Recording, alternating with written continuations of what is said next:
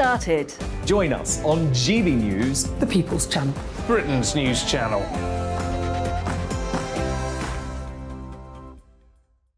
Hi there, it's Stephen and Anne. At breakfast from 6 a.m, you'll always be caught up with everything you need to know, the latest headlines, opinions and debates. We'll bring you the good news and the bad, but most of all, we're here for you. Remember, send in your views and let us know what you would like us to talk about. That's because we're your news channel. And every morning at 6 a.m, it's breakfast on GB News. My name's Tom Harwood and join me 9:30 a.m. every weekday for The Briefing, your one-stop shop for everything you need to know about what's going on in politics today. I wonder if this is a deal that might need to be like the biscuits in this factory, twice baked. Is there not an opportunity here to win out against the extremes? Tom Harwood, GB News. What are you going to do about it? Things should have been done differently, and they certainly are being done differently. Don't miss it. The Briefing with me, Tom Harwood, 9:30 Monday to Friday on GB News. Where would you like to go? Just take me to the studio, please, mate. You know where you're going. I've got a show to do. Friday Night Feast on GB News, 7 p.m. And it's like nothing you've ever seen before. We take a different angle on the week's biggest news stories. The viewers and listeners set me some absolutely mad challenges to do. We tried to rehome a rescue dog. And yes, there's some other wacky stuff in there as well. I feel like I could take on the world. Well, that's that. Friday Night Feast with me, Patrick Christie's, every Friday, 7 till 9 p.m. on GB News. Be there.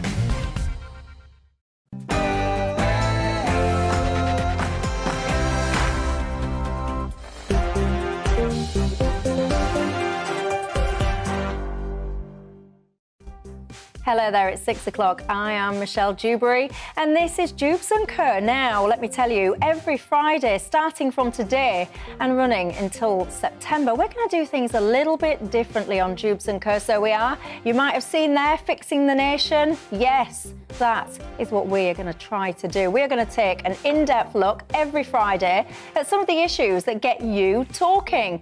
We're going to be looking at everything from housing, obesity, the NHS, the cost of living, you name it. Any problem that the UK has got right now, we are going to fix it. So yes, Liz Truss, Rishi Sunak, if you're sitting there on your holidays pondering you don't know what to do to fix the UK, look no further than a Friday, 6 o'clock, Dewbs & Co. We will have the answers for you. So starting for tonight, immigration is the issue that I want to get into. What is the UK's immigration policy? Is it right? Is it wrong? What on earth is going on crossing the channel? And what are the answers to all of that? So you can expect expert guests, robust debate, and crucially, ladies and gentlemen, solutions, not just waffle. So we'll get into that in just a few minutes, but first, let's get up to date with tonight's latest news headlines.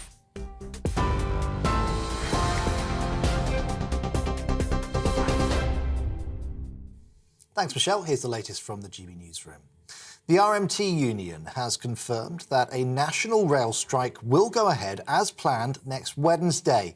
Over 40,000 workers at Network Rail and 14 train companies will walk out on the 27th of July after no breakthrough in talks. RMT General Secretary Mick Lynch says his members are more determined than ever to secure a decent pay rise, job security and good working conditions. Staying with transport, and union Unison has announced that it will appeal against a new law allowing employers to use agency staff during strikes. The changes mean businesses will soon be able to use agency workers to fill staffing gaps caused by industrial action. Recent weeks have seen a series of strikes in multiple sectors, including rail. The Transport Secretary says he's working closely with France's Transport Minister to address issues which are causing 6-hour tailbacks at the port of Dover.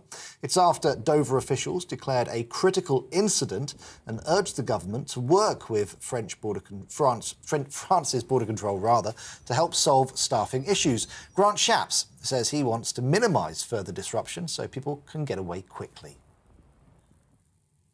The government says a legal dispute with the European Union will not fix the problems facing the people and businesses of Northern Ireland.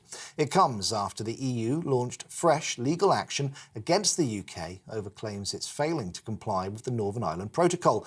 The EU says the British government has ignored repeated calls to reconsider its position on the trading arrangements. MP Andrew Mitchell told GB News he's dismayed by this legal action.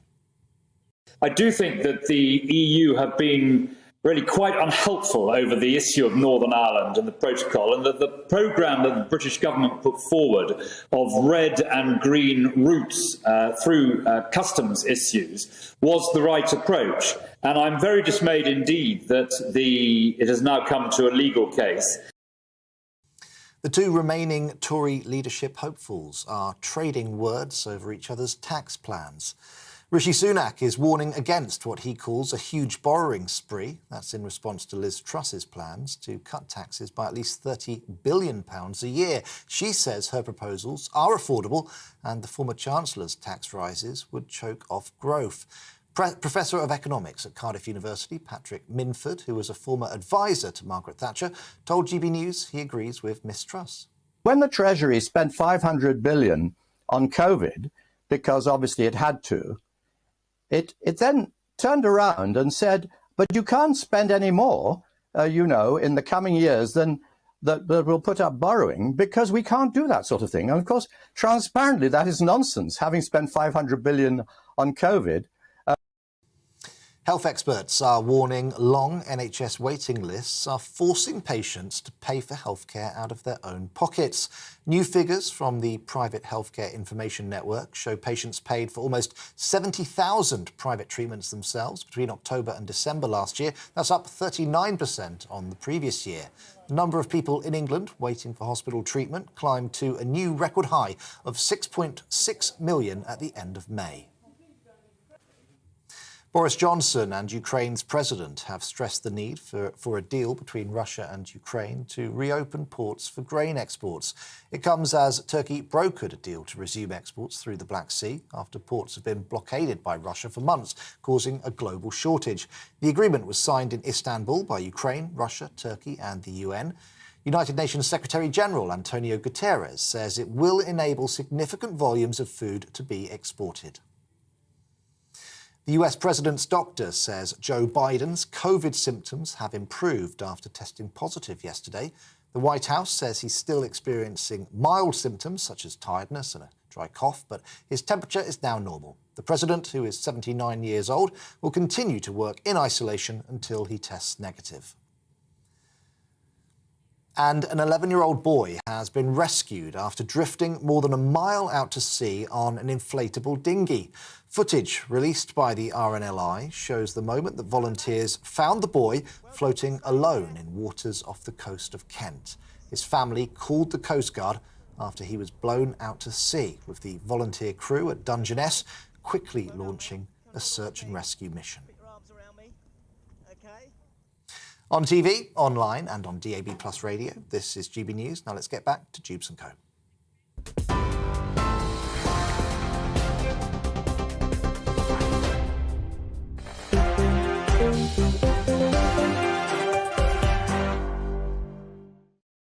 Thanks for that, Ray. Well, as I was mentioning at the start of this programme, on Dewbs & Co on a Friday for the next few weeks, we're going to do something a little bit different. Rather than just kind of going around the news, we're going to get into the big issues and really drill down into what is going on. We're going to try and fix the nation, so we will. I mean, let's face it, some of the politicians don't seem able to do it. So let's have a stab here and see what we can come up with, shall we? Tonight, we're going to be getting into immigration. I'll have a panel of experts joining me with different opinions, so you can expect some robust opinions, that is for sure. Disagreements, but also, crucially, what I want to get to tonight as well is some practical solutions, because it's all well and good, isn't it, criticising and pointing out problems, but what are the answers? What are the way forward? So keeping me company throughout the whole show tonight is my panel, Alf Mehmet, who is the chair of Migration Watch, and Matthew Lesh, who's the head of public policy at the Institute of Economic Affairs. Also, keeping us company for part of the programme tonight is Sarah Gall, who's a former advisor to the Australian Prime Minister, Scott Morrison, and we'll be talking to her a little bit later on about something you might be familiar with, Operation Sovereign Borders. Now, you know the drill on Dewbs & Co. It doesn't change on a Friday. It'll stick as it always is, which is that you at home are a very, very important part of this conversation, because it's all well and good us having our thoughts and opinions and solutions, but I want to know tonight yours. What do you think about the situation with the immigration policies in the UK? What do you think is working well? What do you think is failing? What do you think the solutions to some of the problems are? You can get in touch with me, gbviews@gbnews.uk is the email address, or you can tweet me at gbnews or at Michelle Dewbs. Now, you might be thinking to yourself, why have we decided to start with immigration? Well, this weekend marks 3 years since Priti Patel became the Home Secretary. So, we thought to ourselves, now is a good time to look back at her policies, look back at what she's achieved, or some might say not achieved, when it comes to immigration. We'll get into the channel and what's going on there. But first of all, shall we start by just looking more broadly at what is going on when it comes to the UK immigration policy?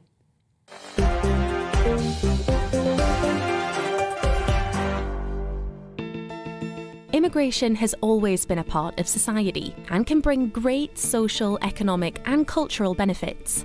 Data from the 2021 census shows the population of England and Wales grew by 3.5 million in the last 10 years.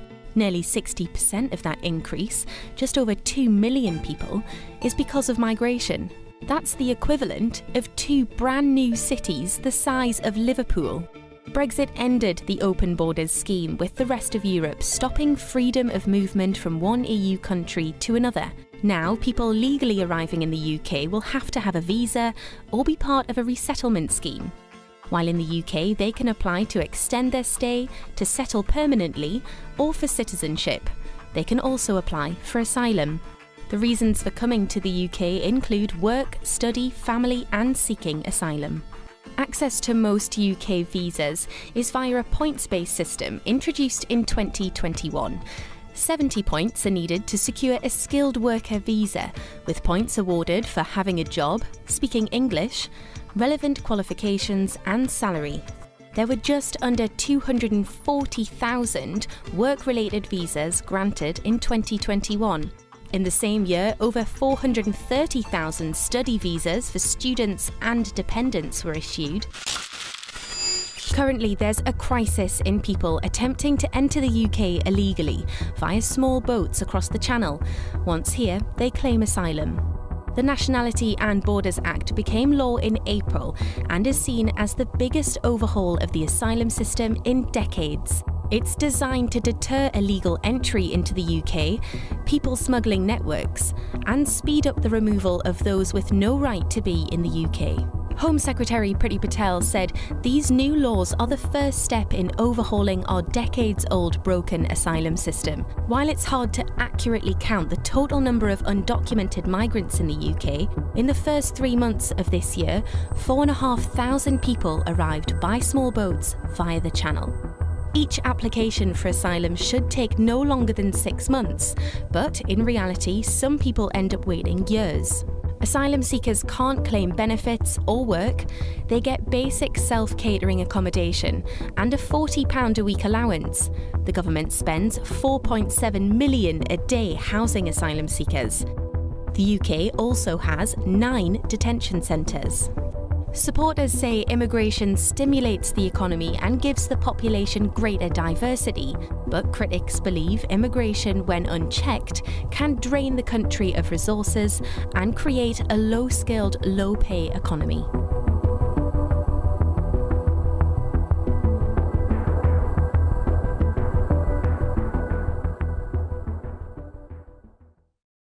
Right, well, there you go. That is the situation as it stands at the moment. And according to Home Office figures, 28,526 people crossed the Channel in small boats to claim asylum last year. So just to give you some context on that, that number was 8,466 in 2020, 1,843 in 2019, and 299 in 2018.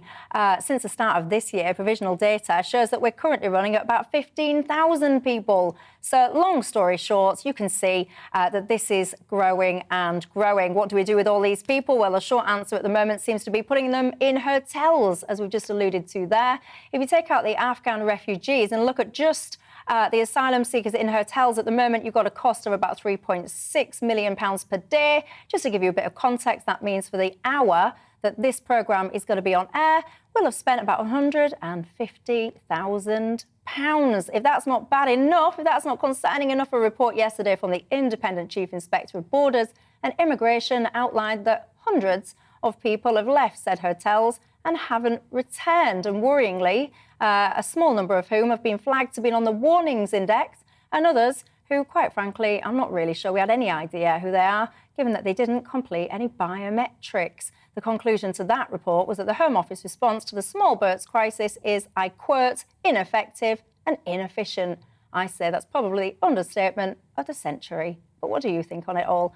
Right, I'm pleased to have Sarah Gall here, as I was mentioning earlier on.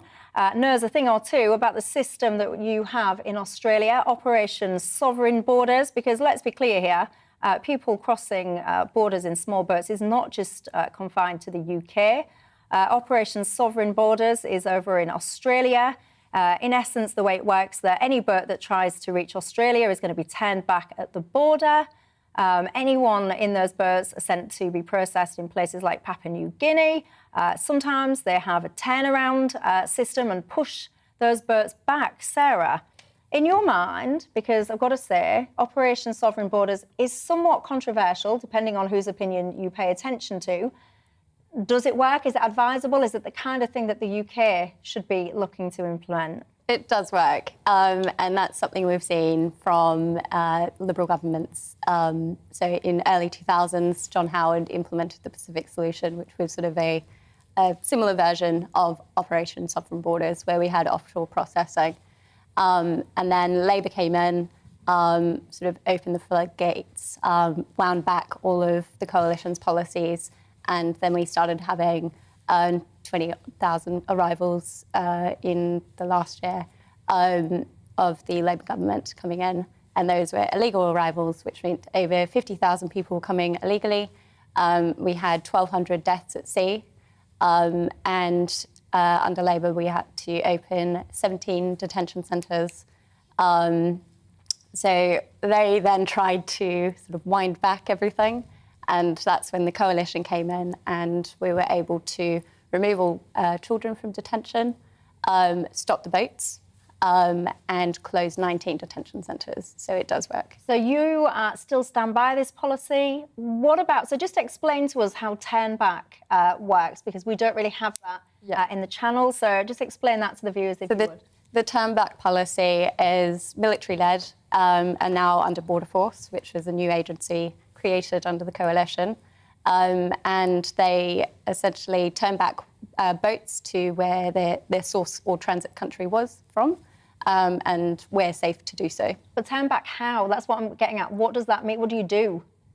How do you turn back a boat? I mean, I'm not being... Tug it back. I'm not being facetious, but yeah, that's what I'm saying. Yeah. Do you tow it? Do you create waves to push it? I genuinely trying to understand what it is, because people at home...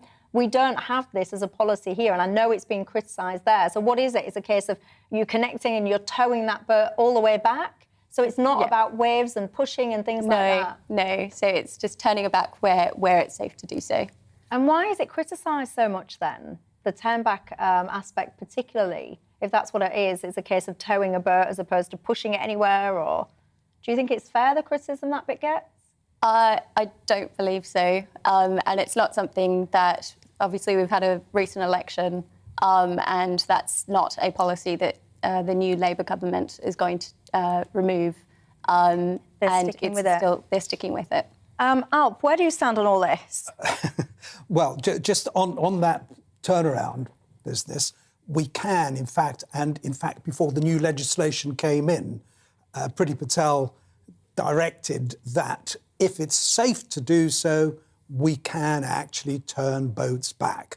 So physically, one of our big ships gets in the way and said, you're not going any further, you've got to go back. Clearly, with the little dinghies, unseaworthy as they are, that is going to be difficult. With the Australians, a lot of the boats were actually towed back to Indonesia, where they were coming from.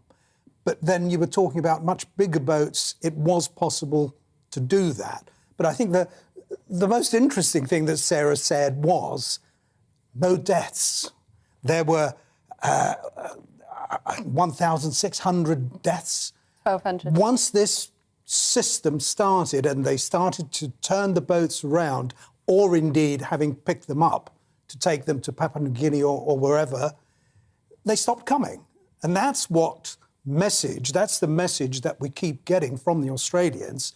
Do this, turn them back, and they will stop coming. The problem is, of course, we're not dealing with Indonesia, we're dealing with France, a close partner, all sorts of difficulties. So I'm not sure that it's actually practicable to be doing it in the English Channel, but that's another matter. Yeah, and also, Sarah, I mean, we say about this being a deterrent, etc., but I know that a lot of people have started coming from Sri Lanka. There's a lot of unrest there at the moment. So this seems to be gaining some momentum again, despite these policies currently being in situ in Australia. So is it that much of a deterrent? It is, particularly because you take away what the people smugglers sell. And that's a promise to sort of live in Australia or the UK or wherever it is, by saying, particularly for the Australian government, if you come to Australia illegally or attempt to, you'll never resettle in Australia. And that's where our resettlement policies came in with other countries, such as the US. Matthew, where do you stand on it all? So I found it quite interesting reading the independent report that came out yesterday, which was written by Alexander Downer, who's the former Foreign Minister of Australia as well. And in his recommendation, when it came to small boats, he highlighted three things. One, those boat turnarounds, which Border Force, from my best understanding, has refused to do. It is actually quite logistically difficult. And often in the Australian case, it doesn't just mean turning around the boat, it means actually putting them on basically unsinkable vessels and then basically effectively handing them over back to the Indonesian authorities. So you need cooperation then with the country you're trying to turn the boats back around to. He also recommended third country processing, so the equivalent of Rwanda, as well as, and I think this is absolutely essential, and this again, it makes everything else work, which is much closer working relationship with France. Whether we like it or not, it's the solution that works so well for Australia was originally called the Pacific solution because it meant working with countries across the Pacific. When you got those boats recently coming from Sri Lanka, it was working with the Sri Lankan authorities to try to prevent what is a very dangerous journey to Australia. The only practical way to try to stop those boats is to work and try to stop them either leaving France in the first place or trying to return them to France. I mean, if it was as simple as there was an agreement to say anyone who comes to the UK from France, they'll be put immediately back onto a boat and they'll be dropped back off safely in France, there'll be no reason to make those crossings anymore.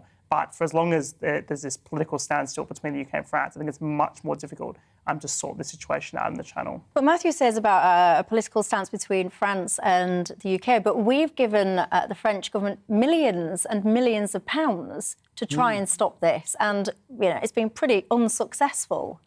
200 million since 2015, in fact.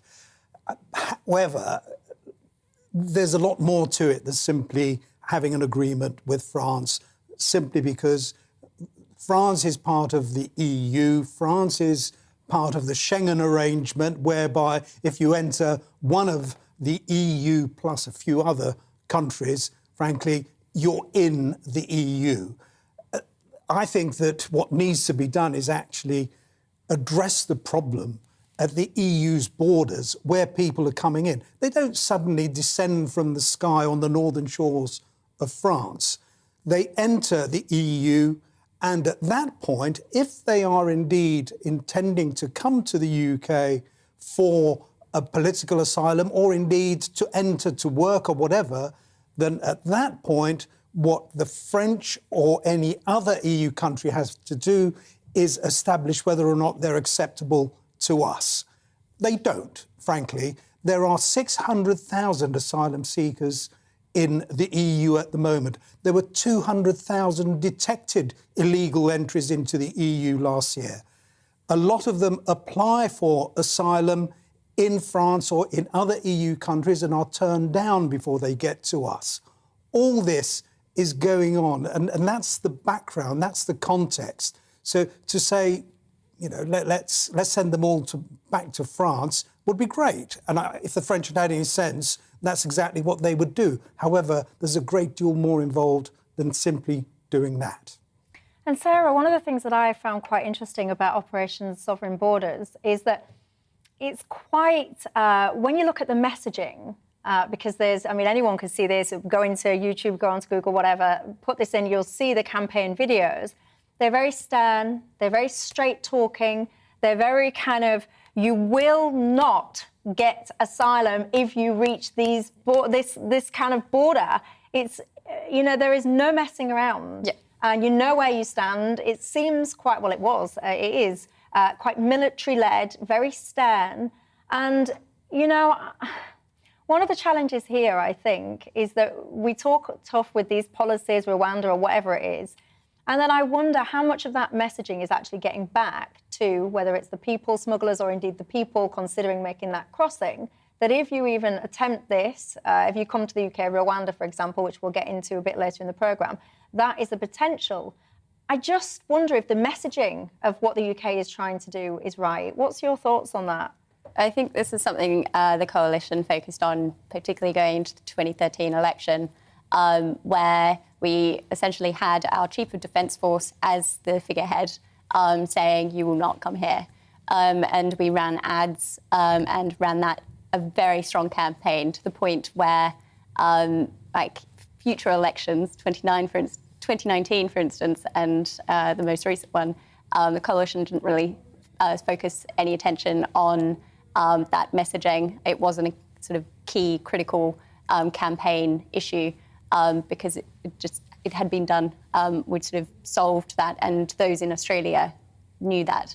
And we also had messaging going not just in Australia, but more broadly, which is critical.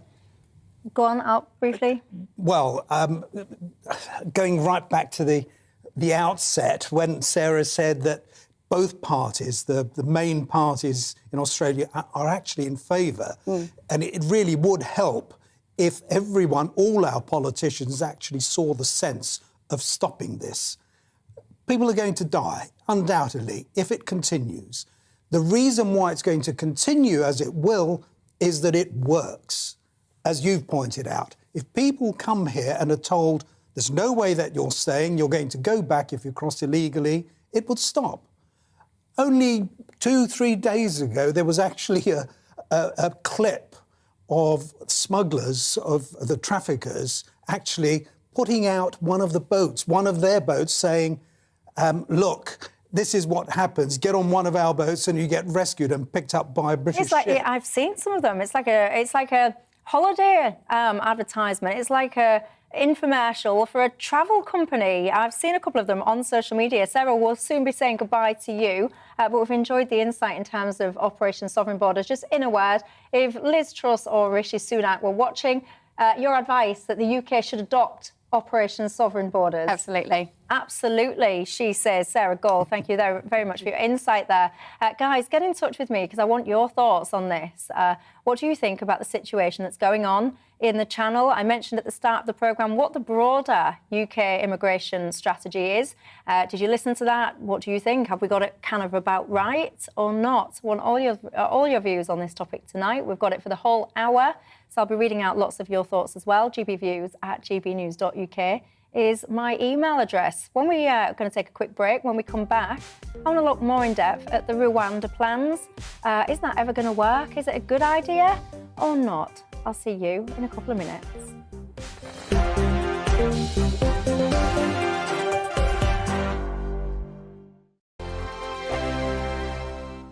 We are GB News. We're right across this great nation. On TV, on radio, on digital, absolutely everywhere. We don't talk down to you. We embrace all voices with honest and civilised conversation. We are not part of the establishment. We're one of you. And we're only getting started. Join us on GB News, The People's Channel. Britain's news channel.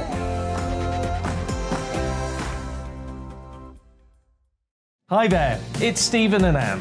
At breakfast from 6 a.m, you'll always be caught up with everything you need to know, the latest headlines, opinions and debates. We'll bring you the good news and the bad, but most of all, we're here for you. Remember, send in your views and let us know what you would like us to talk about.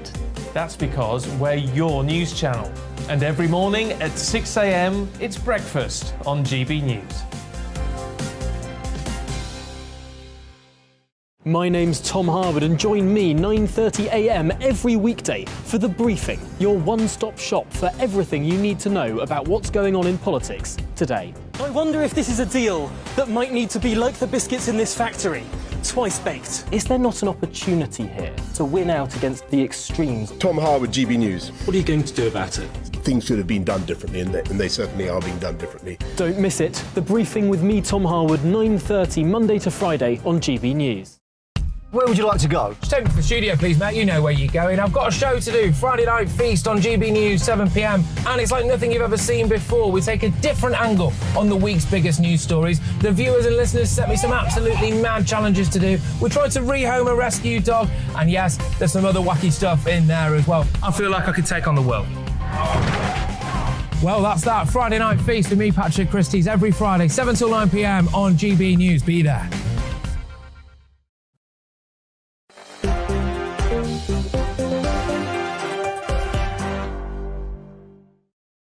Hello there, welcome back to Dewbs and Kerr. Tonight we are fixing the nation, so we are, ladies and gentlemen. Every Friday for the next few weeks, we're going to pick up one topic and spend the whole hour getting into it.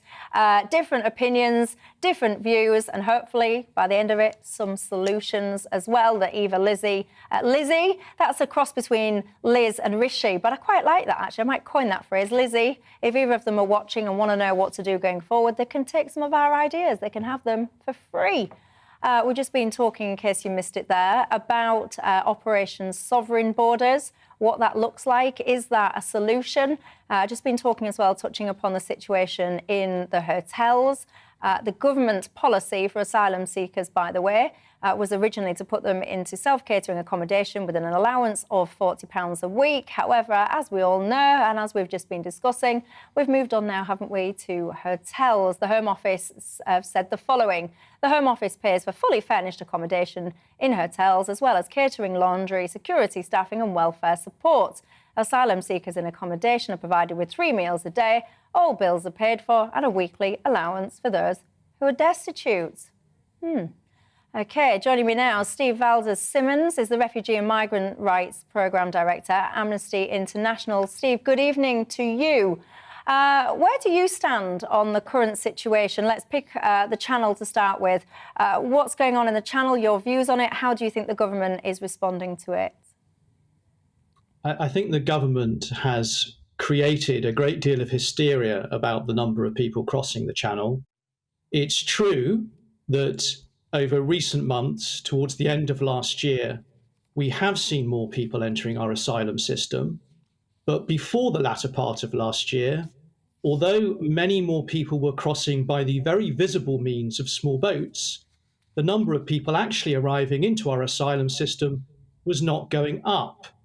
And if we'd concentrated, instead of just trying to avoid, ignore and pretend that our asylum system could somehow be shut to people and had got on and dealt with people's claims, we wouldn't now be having a situation where we have backlogs in our asylum system that have much more than trebled over the term of this Home Secretary, largely for no other reason than she has stopped processing people's claims. It's costing an awful lot of money because both people who will be found to be refugees and entitled to be here are staying in our system, staying supported by the Home Office rather than getting on with their lives. And those people who might be found to have no good claim to asylum and who need to therefore be looked at to be removed to the countries from which they've fled, they are just lingering in our system too, rather than any focus on being able to look at returns. So I'm afraid the Home Secretary has caused a disaster, and that's what we're suffering from at the moment. Yeah, I mean, when you say about the hysteria about the numbers, I mean, just to give some context, you'll be familiar with these numbers as well, but just to remind people, in 2021, the number of people crossing the channel was around 29,000. To compare that to 2018, the number there was less than 300. So whatever way you slice and dice this, it's indisputable that these figures are growing exponentially.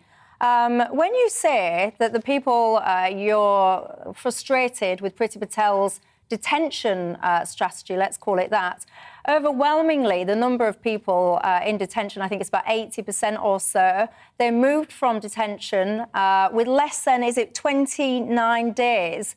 So they're not really on the main, kept in that detention situation for an extreme amount of time. Is that fair? Would you agree?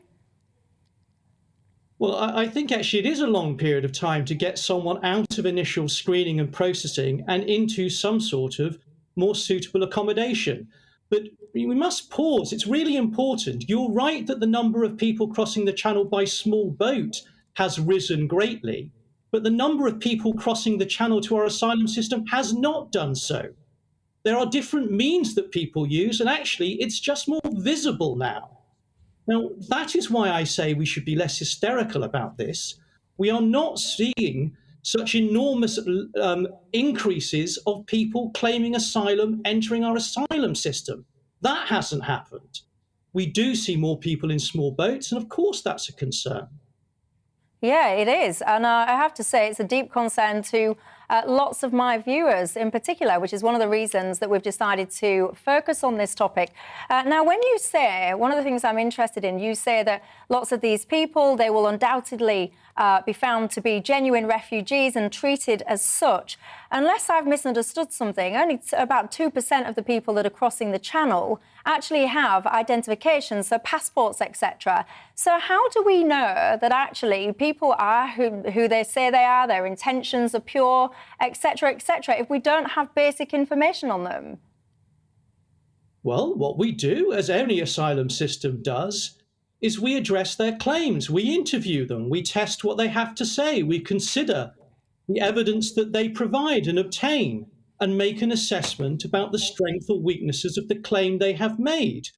And people are interviewed several times, in fact, to assess whether they are the people they say they are, whether they are from the place they say they are from, whether they have suffered the things they have said, and whether they are at risk. It is a highly intensive process if you set it in place. The problem is, at the moment, thousands of people are just being stopped from being processed and are just left in limbo, which of course is immensely costly and also damaging to them.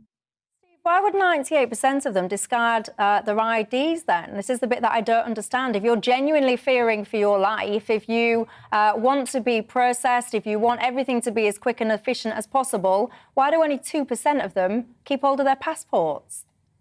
Well, there are two obvious reasons why that will be the case for nearly all of the people that you're mentioning. Some people will have had to flee in circumstances where they don't have the sorts of documentation that you're talking about, so they didn't have that choice. Other people will have fled in the hands of smugglers, and it's habitually the case that smugglers will take people's documentation or demand that they tear it up in order partly to disguise the routes that they are forced to take. And what that shows is that the more we essentially leave the management of people's movement to smugglers, rather than cooperating with countries to set up our own routes whereby people can enter, the less managed it is and the more chaos there is and disruptive. It's not good for anybody, not good for the people seeking asylum either, for that matter. But that's why these things happen. OK, Steve Valder-Simmons, I could talk to you for much longer, but unfortunately for time reasons, I must leave it there. Thank you very much for your time and your opinions tonight. Right, another aspect to this situation that we'll all be familiar with by now is the concept of sending people to Rwanda.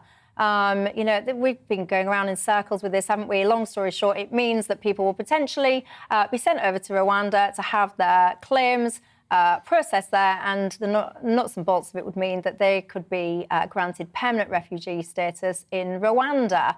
Got to be honest, it's not really got very far, though, because, of course, human rights lawyers have got involved. Now, joining me is Yolanda Maloka, who is the Rwandan government's spokesperson. Good evening to you. Yolanda, first and foremost, let me ask you, why have Rwanda as a country decided to get involved in this process? Thanks for having me. We're in this partnership with the UK government to be part of a global solution to a global problem. Irregular migration is costing lives. It's enriching smuggling networks. Africa and other parts of the world are losing people. In particular, in Africa, we're losing a lot of young, talented people with a lot of potential that could otherwise have stayed on the continent and made their lives here. And this is part of the reason we are in this partnership. I mean, the other reason is that Rwanda is a country that understands what it means to be a refugee or to be displaced.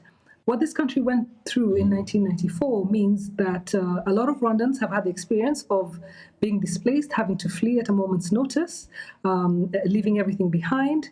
And the political situation before that meant that a lot of Rwandans, millions of Rwandans, were refugees outside the country. We're all back now.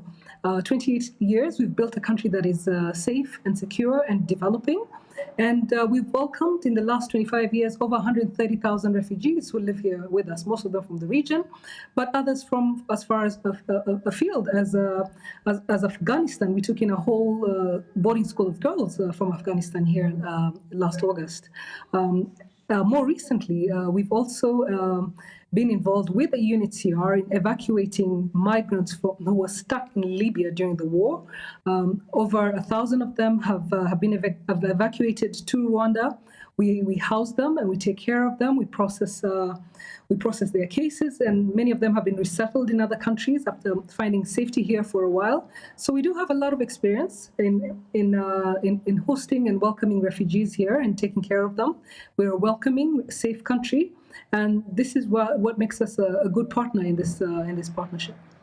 Yeah, and I mean, I don't mean to be too crass talking about money to this extent, but obviously Rwanda, I think you've received £120 million so far from the UK government. Obviously, we've yet to send a single person to you.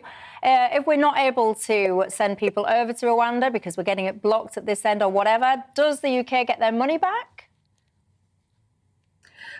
There's nothing crass about that. It takes resources to take care of people properly, and we want to do this properly. This is what this money and the resources that are invested in this partnership are for.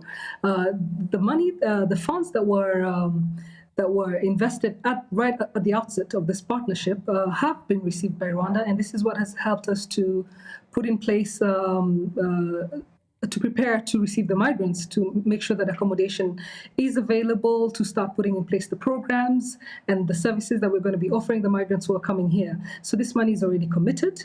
Part of it is already being used currently. We stand ready to receive the migrants as soon as they're ready to come, and we're determined to make this partnership work. And if you will, just help my viewers understand. Within the agreement that we've got with you, it's almost it's a two-way exchange, isn't it? As I understand it, is the UK obligated to receive refugees as well from Rwanda? Is there a second part to that agreement? I mean, there is a part of the agreement that we've signed that if there are refugees currently in Rwanda who not part of this program, but who require specialized care or services, this is in extreme cases, that are not available in Rwanda, then the UK would be prepared to receive them. But this is in extraordinary cases. OK, Yolande, thank you very much for your time. That's Yolande Maloka, the Rwandan government spokesperson. Now, the Home Office has given us the following statement in response to some of this. They say, there is no one silver bullet to stop the increase in the dangerous small boat arrivals that is pressurising our asylum seeker system. Our world-leading migration partnership with Rwanda will see those who make dangerous, unnecessary and illegal journeys to the UK eligible to be relocated there and, if recognised as refugees, supported to build a new life there. Alf Mehmet, your thoughts on that? Well, I think it's a pretty good deal, actually. Two thoughts. One, Rwanda was supposed to be a deterrent, frankly, certainly for some people. Well, we don't know if it's going to be a deterrent because so far it seems that it's been inoperable. Whether that changes or not, we've got to wait until the autumn, it seems, for our courts to opine as to whether or not it's internationally legal for us to be doing it. I think it is. Our own courts have decided that it is. I think it's a nonsense that it should now be questioned, having gone through Parliament and our Parliament having passed legislation which makes it perfectly legal. You asked Yolanda a question about those coming in the other direction. As I understand it, this is potentially going to apply to about 50 people, not much more than that, of the most vulnerable, for whatever reason, are going to be able to come here. With regard to Rwanda being an appropriate place, a suitable place, there are 30,000 from Burundi who have gone there. There are 500 who have been sent from camps in Libya. And the United Nations High Commission for Refugees has been involved with all that. So why Rwanda should now suddenly become a place that's hostile and wrong and is going to abuse people, I just think that's absolutely horrific that people should be saying that, to be honest. Matthew, where do you stand on that? Look, I don't have a great moral quandary with the idea of the Rwanda solution. I think the legal quagmires the government's got itself into are a complete mess and show some issues with the operation of the law and the Human Rights Act. But I think at a more fundamental level, I'm actually quite sceptical about the idea that this is going to work as a deterrent. I think practically speaking, we don't know exactly how many people are going to potentially be sent to Rwanda, but it's not going to be thousands and thousands. It's not going to be everyone who arrives by boat. And if you're going to do a comparative here where you say, oh, they're trying to replicate the Australian system, what was essential to the Australian system was, A, no one who came by boat would be settled in Australia, but ultimately no one who came by boat would be processed in Australia. And that didn't matter how many people the people smugglers managed to send across on small boats. There was an ongoing deterrent. I just don't think sending a small number of people to Rwanda is going to end up having a big enough deterrent impact to stop the boats. I think this is going to ultimately be a policy distraction and quite an expensive one at that, which isn't going to quite achieve the government's goals. I also do worry. I just get really worried about our discourse around asylum seekers to some extent. There's obviously something wrong about people smuggling. There's something wrong about people dying at sea, and I think that's absolutely terrible. I think that undermines support for immigration more broadly, and I don't like that whatsoever. But at the same time, we should have some empathy for people who are coming as asylum seekers. A lot of people who are coming as asylum seekers, for example, are coming from Afghanistan. We can appreciate that you might want to escape from the Taliban. A lot of people coming from asylum seekers. Because they are actually coming from France, aren't they? Well, ultimately, just generally speaking, not necessarily those who come by boat. I just mean the fact that we should have a generous program for asylum seekers. And I think part of the way we can achieve that is by ensuring that we don't have people coming by boat and to ensure it's a kind of an organised system, which is obviously very difficult. The numbers are very high, but we should be generous as possible when it comes to the general case of asylum seekers. We do have a very generous system when it comes to asylum seekers. We've allowed 1/3 people in since 2005. The Ukrainians, the Hong Kong citizens that we've... No, I agree 100%. Syrians... I'm not saying that we're not being generous. I'm saying that... There is a huge asylum, taking in asylum seekers, refugees. And we're second to none in that. In fact, we've resettled more people than any other European country over the last 10 years. That is a fact. I'm not sure Poland would necessarily suggest that sending people back to a safe country or moving them onto a safe country is somehow abusing their rights is a nonsense. No, that's not what I said. What I said was we should be careful to be empathetic about asylum seekers in general. Of course, we're empathetic. And I don't think we're disagreeing here. I think. No. I do. No, I'm all for empathy as well, Matthew. I just want to make that broader point about the need to be empathetic to asylum seekers. Treat people well. I think one of the challenges, and this is certainly coming through on the inbox here, is when you hear about people being put up in hotels, 3 square meals a day, a little bit of pocket money, whatever. When you apply that to a country where people genuinely are struggling right now, You've got a huge homelessness problem in this country. I think the sense that I'm getting through from some of my viewers tonight is that there seems to be quite an unfairness in what's going on. Many people are saying this is all to do with the European human rights courts, basically. The lawyers, people are saying this is the lawyers getting involved. Lots of support coming through for Operation Sovereign Borders. Lots of people, again, picking up on this issue of how many people in this country are homeless. But again, I think the point that Matthew raises, this is not really, you can't really blame these people for getting in these boats, because if someone says to anyone, you know, you can go to this country, you'll be put up in a hotel, you can get this, you can get that, the other, whatever that is, you know, there is a large pull factor, I would suggest, and that is something I know that many people will disagree with me on.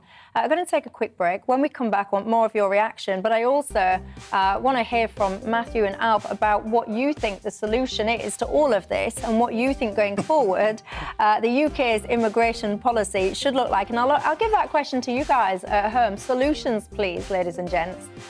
What are there? Are there any? Or is this just a situation ad infinitum? You tell me. gbviews@gbnews.uk is my email address. I'll see you in a couple of minutes.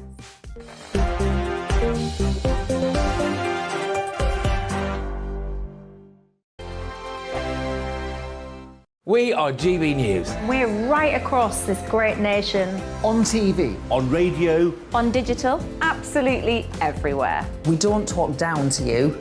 We embrace all voices with honest and civilised conversation. We are not part of the establishment. We're one of you. And we're only getting started.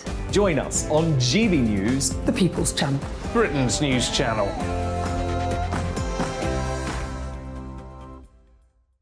Hi there, it's Stephen and Anne.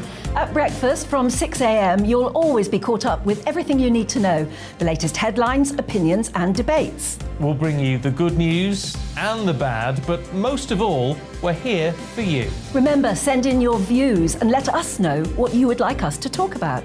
That's because we're your news channel. And every morning at 6 a.m, it's breakfast on GB News. My name's Tom Harwood, and join me 9:30 a.m. every weekday for The Briefing, your one-stop shop for everything you need to know about what's going on in politics today. I wonder if this is a deal that might need to be like the biscuits in this factory, twice baked. Is there not an opportunity here to win out against the extremes? Tom Harwood, GB News. What are you going to do about it? Things should have been done differently, and they certainly are being done differently. Don't miss it. The Briefing with me, Tom Harwood, 9:30 Monday to Friday on GB News. Where would you like to go? Just take me to the studio, please, Matt. You know where you're going. I've got a show to do. Friday Night Feast on GB News, 7 p.m. And it's like nothing you've ever seen before. We take a different angle on the week's biggest news stories. The viewers and listeners set me some absolutely mad challenges to do. We tried to rehome a rescue dog. And yes, there's some other wacky stuff in there as well. I feel like I could take on the world. Well, that's that. Friday Night Feast with me, Patrick Christie's, every Friday, 7 till 9 p.m. on GB News. Be there.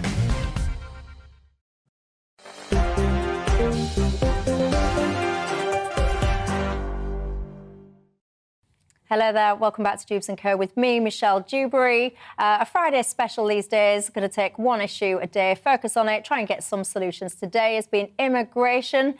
Going to get my panel's solutions in just a second, but coming up at 7 o'clock, you've got Friday Night Feast with Leo Kess. Leo, first time in the hot seat, what have you got for us? Yeah, it's looking like a good show tonight. We've got Jeremy Corbyn. Well, we don't actually have Jeremy Corbyn in the studio, unfortunately, but he's apparently going to run for London Mayor. We've also got a guy who calls himself Mr. Penny Pincher, who's going to teach us how to survive the cost of living crisis by getting yellow stickers and also making money in strange ways. And we've got a tree surgeon who got revenge on a non-paying customer. And we're also going to see if Britain's ready for a billionaire leader.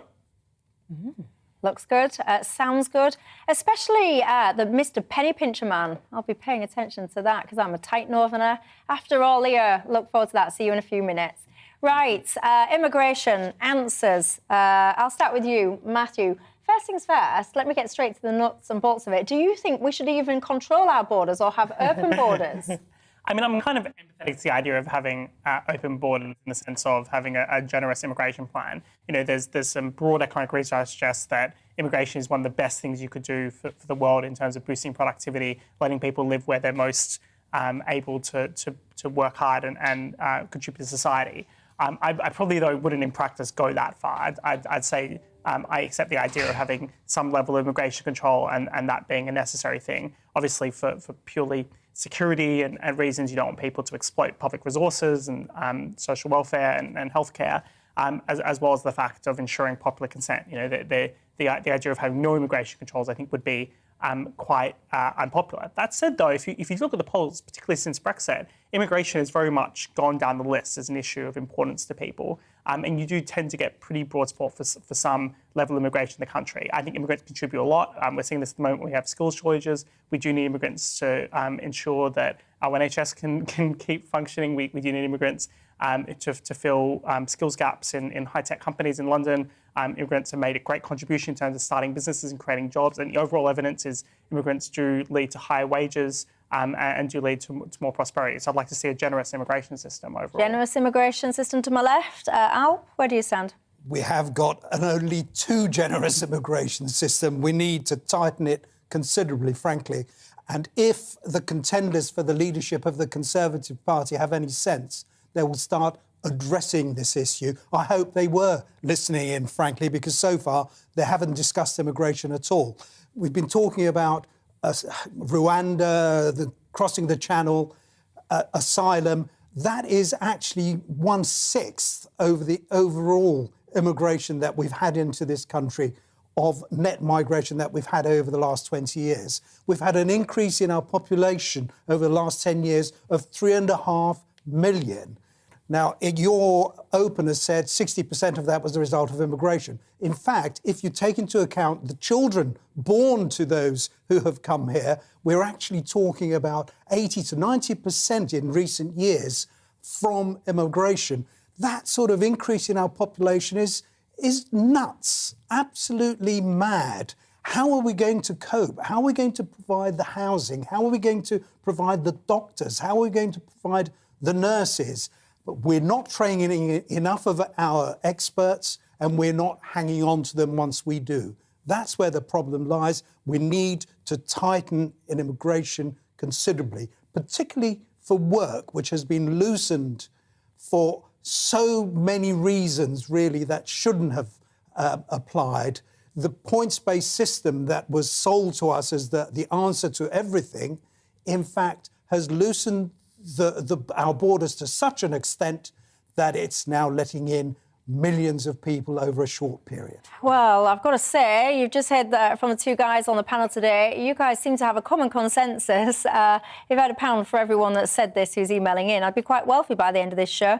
You're all, many of you, should I say most of you, the majority, saying you need to leave the European, it's all about the European Court of Human Rights. You want out of that, so you're saying it's all about the lawyers. That is the answer. You have to do that. 10 back, as I said. Operation Sovereign Borders, that aspect we were discussing there. There's a lot of support for that one tonight, coming through thick and fast on the email. Elizabeth says, we're trying to fix a problem, Michelle, that has been simply so badly managed for so many decades. She says, in short, we have now no chance of a solution that will work. Sad, but true. That's what Elizabeth says. You tell me your thoughts. Alf Mehmet and Matthew Lesh, thank you very much for your time. Thank you for your company at home tonight. Have yourself a fantastic weekend, and I will see you on Monday. Hello again, I'm Aidan McGivern from the Met Office. Showers easing overnight, clear spells developing, but further rain is on its way for many this weekend. Not for all. Towards the southeast, it will be mostly dry on Saturday and Sunday, and it will be feeling increasingly warm, if not hot, in places. But across much of the rest of the country, weather systems are moving in from the west, and they'll bring with them breezier and, in places, more showery weather. We've seen quite a few showers developing during Friday, and they'll continue drifting northeastwards overnight, fading away, but still some about for central and eastern Scotland, northeast England by dawn. Otherwise, clear spells and temperatures in some sheltered spots dipping into the single figures. So a more comfortable night for sleeping, and It looks like a fresh start to the weekend for many. Once any early showers have cleared from the east of Scotland, it's going to be largely bright through the morning here, and it stays bright for much of the day in eastern and southeast England. The southwest will turn cloudy with a few spots of rain, but elsewhere it's wetter and there'll be spells of rain, heaviest across western Scotland, where it will also be breezy and feeling cool. 19 to 21 Celsius for Scotland and Northern Ireland, 23 for London, and muggy here. And in the southeast, it will stay dry through the night, but elsewhere, further spells of rain move on. Rain on and off throughout much of the night, heaviest across parts of Scotland and Northern Ireland, with dribs and drabs further south, and a muggy night, 17 or 18 Celsius typically for England and